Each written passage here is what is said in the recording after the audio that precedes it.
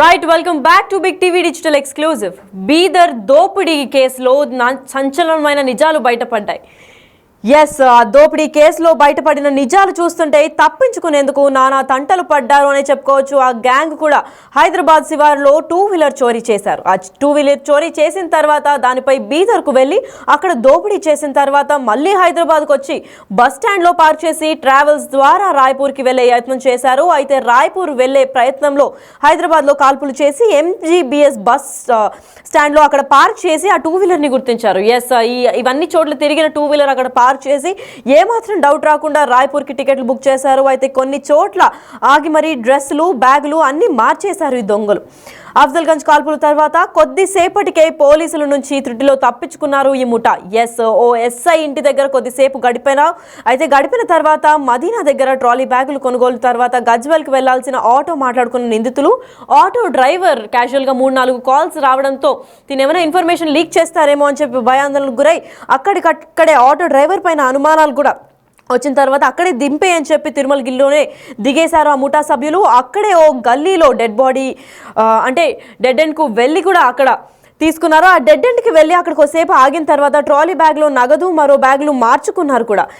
అదంతా మనం చూస్తున్నాం సీసీటీవీ ఫుటేజ్లో. అయితే ఆ కార్నర్కి వెళ్ళిన తర్వాత అదే గల్లీలో నివాసం ఉంటున్న ఓ ఎస్ఐ అప్పుడే ఇంటికి వచ్చి తను గన్ను తీసుకుని వెళ్ళేందుకు మళ్ళీ ఇంటికి వచ్చారు. అయితే ఆ టెన్షన్లో గన్ను మర్చిపోయాను అని చెప్పినందుకు ఆ ఎస్ఐ కూడా రావడంతో తను ఎస్ఐ అని గుర్తించిన దుండగులు నానా ప్రయత్నాలు చేసి భయపడి వెళ్ళిపోయే ప్రయత్నం చేశారు. కాకపోతే ఆ ఎస్ఐ టెన్షన్లో రోజు డెడ్ ఎండ్కి వెళ్ళి యూటర్న్ తీసుకుంటారు. కాకపోతే అప్పుడు అదే స్పెసిఫిక్ రోజు దుండగుడు అక్కడ ఉన్నారని చెప్పి గమనించకుండా ఆ కంగారులో అక్కడికక్కడే యూటర్న్ తీసుకొని పెట్టుకొని డ్రైవర్కి చెప్పిన సమయంలో త్రుటిలో తప్పించుకున్నారని చెప్పుకోవచ్చు. అయితే ఈ ఘటన గురించి ఎస్ఐ ఇంటి పక్కనే మకాం తీసినప్పటికీ కూడా తప్పించుకున్నారు అనే దొంగలు దీనిపైన ఈ ఘటన గురించి మరింత స్పష్టం చేయడానికి మా ప్రతినిధి సాగర్ లైన్లో ఉన్నారు. సాగర్, చెప్పండి, అదే డెడ్ ఎండ్లో 2 దుండగులు కూడా తప్పించుకున్నారు. మరి ఎస్ఐ కంట్లో పడకుండా వీళ్ళు ఎలా తప్పించుకున్నారంటారు? అసలు ఎక్కడ డెడ్ ఎండ్, ఏంటి దీనికి సంబంధించిన ఇన్ఫర్మేషన్?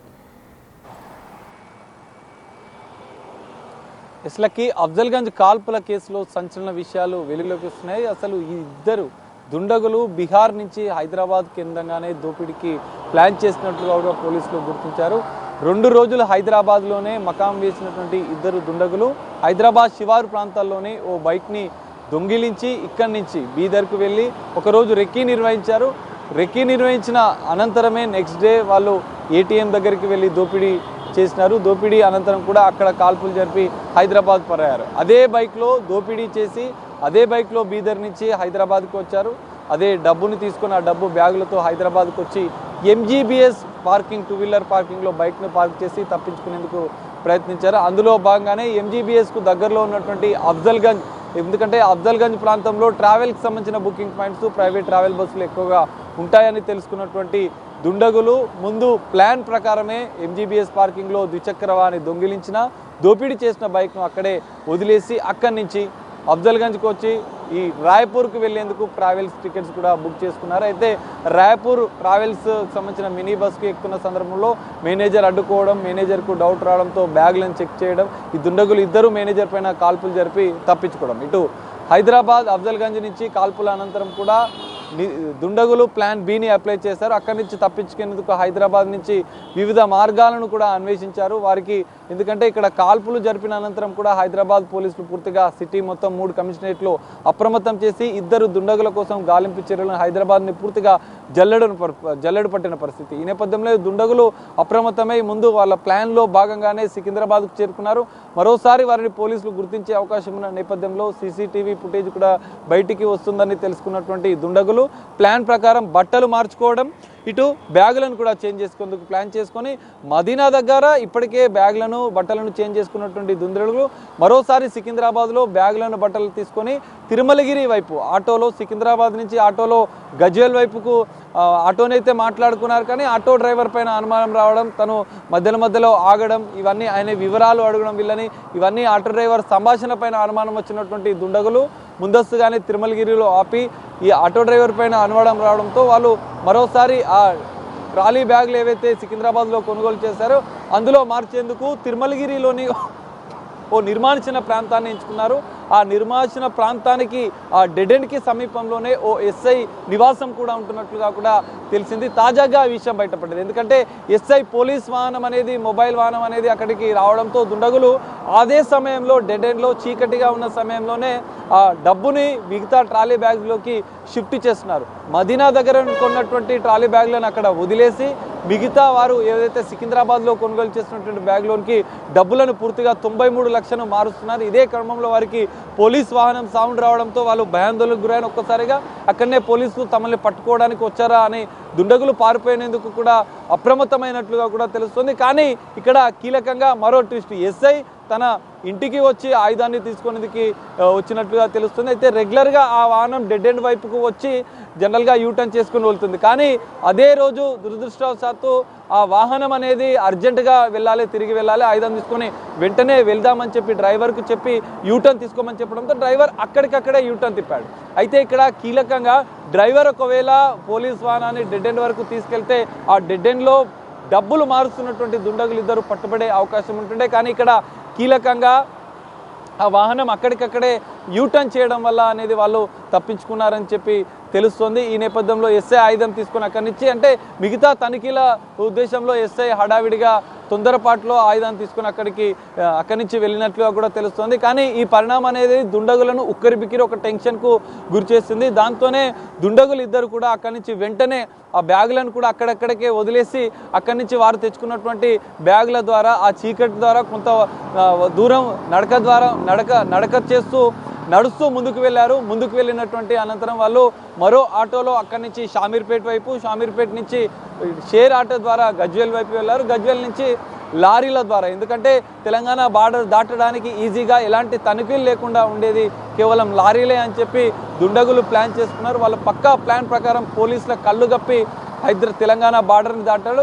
లారీల ద్వారా ఆదిలాబాద్ చేరుకొని ఆదిలాబాద్ నుంచి మహారాష్ట్ర లేదా మధ్యప్రదేశ్ నుంచి బీహార్ రాష్ట్రానికి కూడా ఇద్దరు దుండగులు చేరుకున్నట్లు పోలీసులు ప్రాథమికంగా నిర్ధారించారు. అయితే ఈ బీదర్కి సంబంధించినటువంటి దోపిడీ చేసినటువంటి వాహనాన్ని కూడా ఎంజీబీఎస్ పార్కింగ్ ప్లేస్లో హైదరాబాద్ పోలీసులు స్వాధీనం చేసుకున్నారు.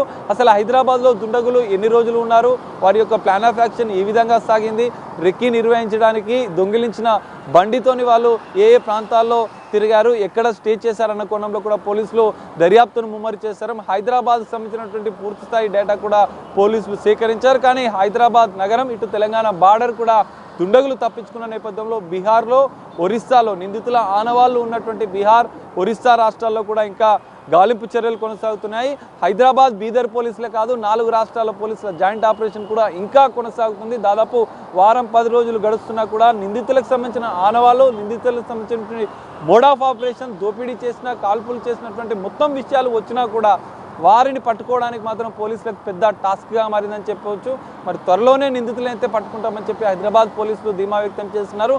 ఇప్పటికీ బీహార్ పోలీసుల సమన్వయంతో, వారి సహకారంతోనే నిందితుల కోసం గాలింపు చర్యలు అయితే ఇంకా కొనసాగుతున్నాయని చెప్పి మనకు తెలుస్తుంది. అయితే అఫ్జల్గంజ్ కాల్పుల తర్వాత కొద్దిసేపటికే పోలీసుల నుంచి త్రుటిలో తప్పించుకున్న ముఠా అని చెప్పుకోవచ్చు. ఎందుకంటే వాళ్ళు సీసీటీవీ ఫుటేజ్లో మనం చూస్తున్నట్లయితే వాళ్ళు 2 వీలర్ పైన అన్ని ప్రదేశాలు కూడా చుడుతున్నారు. అయితే ఇదే 2 వీలర్ పైన, అంటే హైదరాబాద్లో దోపిడీ చేసి చోరీ చేసిన 2 వీలర్ పైన బీదర్కు వెళ్ళి అక్కడ కూడా చోరీ చేసి అక్కడి నుంచి మళ్ళీ హైదరాబాద్కి వచ్చి ఎంజీబీఎస్ బస్ స్టాండ్లో 2 వీలర్ని పార్క్ చేసి అక్కడి నుంచి వేషధారణ, ఇంకా బ్యాగులు, ట్రాలీలు, బట్టలు సైతం అన్ని మార్చుకొని తప్పించుకొని తిరుగుతున్న మనం చూస్తున్నాం సీసీటీవీ ఫుటేజ్లో. అయితే ఓ ఎస్ఐ ఇంటి దగ్గర కొద్దిసేపు గడిపారు ఆ మూట. మదీనా దగ్గర ట్రాలీ బ్యాగులు కొనుగోలు చేసిన తర్వాత గజ్వల్కి వెళ్లాలని ఆటో మాట్లాడుకున్నారు ఈ నిందితులు. ఆటో డ్రైవర్ పై కొంచెం అనుమానం రావడంతో తిరుమలగిరిలోనే దిగిన ముఠా సభ్యులు అక్కడికక్కడే దిగిపోయారు. ఆటో డ్రైవర్ పైన కొంచెం అనుమానాలు వ్యక్తం చేసి, అమ్మో వీళ్ళు ఏమన్నా పట్టిస్తారేమో, వీళ్ళు కూడా ఏమన్నా స్పైలేమో అని చెప్పి అక్కడికక్కడే ఆటో డ్రైవర్ కాల్ మాట్లాడడంతో అక్కడికక్కడే వెళ్లాల్సిన డెస్టినేషన్ మరొకటి అయితే అక్కడి తిరుమలగిరిలోనే ఆగిపోయారు ఆ మూట. అయితే అక్కడే ఒక గల్లీలో డెడ్ ఎండ్కు వెళ్ళి ట్రాలీ బ్యాగ్లో నగదు, మరో బ్యాగ్లోకి మార్పులు చేశారు. అయితే అదే గల్లీలో నివాసం ఉంటున్న ఎస్ఐ అప్పుడే తన ఇంటికి వచ్చి గన్ను మర్చిపోయారు, తీసుకొని వెళ్లేందుకు వచ్చారు. ఆ ఎస్ఐ అయితే ప్రతిరోజు అక్కడికి రారు కాబట్టి ఆ టెన్షన్లో తన ఆయుధం, అంటే వెపన్ని మర్చిపోయారని చెప్పి కంగారులో వచ్చి డ్రైవర్ని వెపన్ తీసుకొచ్చే లోపల యూటర్న్ తీసుకోనన్నారు. రెగ్యులర్గా అయితే డెడ్ ఎండ్కు వెళ్ళి యూటర్న్ తీసుకుంటారు. అయితే అయితే అదే రోజు దుండగులు కూడా ఆ డెడ్ ఎండ్లో ఉండడం వల్ల ఈయన కానీ కొంచెం డెడ్ ఎండ్కి వెళ్ళి వచ్చింటే మాత్రం పక్కా ఖచ్చితంగా పట్టుకునే ప్లాన్ అయితే ఉంటుంది. ఖచ్చితంగా ఈ దుండగులు కూడా ఎస్ఐ కంట్లో పడే అవకాశం కూడా ఉంది. తప్పించుకునే ఛాన్సే ఉండకపోయేది. కాకపోతే ఆ డ్రైవర్ ఎస్ఐ వచ్చే ఛాన్స్ లోపలే ముందే డైవర్షన్ తీసుకొని ఆ యూటర్న్ తీసుకోవడం వల్ల దుండగులు తప్పించుకున్నారనే చెప్పుకోవచ్చు. అప్పుడే తన ఇంటికి వచ్చిన ఎస్ఐ గన్ తీసుకునేందుకు ఇంటికి వచ్చి ఎస్ఐ మళ్ళీ బయటకు వచ్చే వరకు అక్కడే ఉన్న నిందితులకు బేసిక్గా ఇలా ఎస్ఐ అని చెప్పి తెలిసాను. ఎందుకంటే ప్రభుత్వ వాహనంలో వచ్చిన దానివల్ల తినని పట్టుకోవడానికి వచ్చారని చెప్పి అప్పటికీ నానా తంటాలు పడి పారిపోయే ప్రయత్నం చేసినప్పటికీ ఎస్ఐకి వీళ్ళే దుండగులు అని చెప్పి క్లారిటీ రాలేకపోవడంతో అక్కడ త్రుటిలో తప్పించుకున్నారనే చెప్పుకోవచ్చు.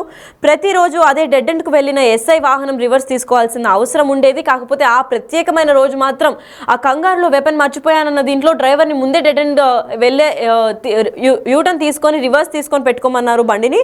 అయితే ఆ కార్ రివర్స్ తీసుకునే నేపథ్యంలో ఎస్ఐ ఆ కారులో లేకపోవడంతో వీళ్ళు మిస్ అయినట్టు కూడా చెప్తున్నారు. అయితే టెన్షన్లో ఉండడంతో వెంటనే రివర్స్ తిప్పి ఉంచాలని చెప్పి డ్రైవర్ కూడా ఆశీర్వదించిన ఎస్ఐ దీంతో గల్లీలోనే చిన్న సందులో వాహనాన్ని రివర్స్ తీసుకొని ఎస్ఐ వాహనాన్ని డెడ్ ఎండ్ వరకు వెళ్ళి ఉంటే ఖచ్చితంగా నిందితులు అక్కడే పట్టుబడే ఛాన్స్ ఉంటుంది. ఆ తర్వాత అక్కడి నుంచి ఎస్ఐ కూడా వెళ్ళిపోవడంతో నిందితులు కూడా పరారయ్యారు.